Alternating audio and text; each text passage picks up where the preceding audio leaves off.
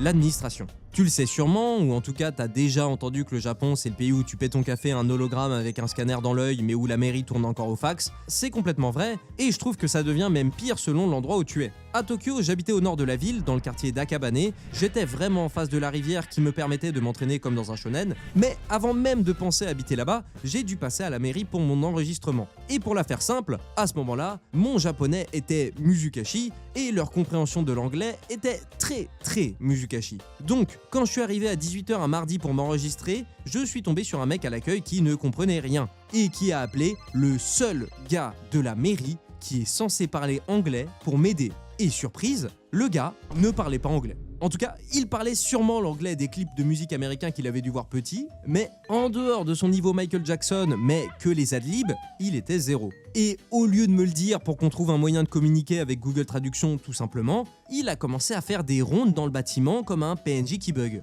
Il revenait me poser une question, repartait, revenait, puis repartait, et ça pendant 30 putains de longues minutes. Et en vrai maintenant j'en rigole, mais sur le moment, j'avais l'impression d'être chez les fous. Je venais de passer une journée super longue, je voulais juste rentrer, manger et dormir, mais non, je suis bloqué par un inconnu avec qui on ne se comprend pas et qui est en train de faire ses 10 000 pas tout en venant me poser des questions random de temps en temps. Et c'est seulement après ces 30 minutes que j'ai capté que l'enfoiré était en train d'utiliser Google Traduction discrètement derrière une porte. Donc, comme j'en pouvais vraiment plus, j'ai arrêté d'être poli et j'ai sorti mon Google Trad pour prendre les devants. Et après des coups de fax et de tampons comme en 1900, je suis enfin ressorti avec ma carte de résident.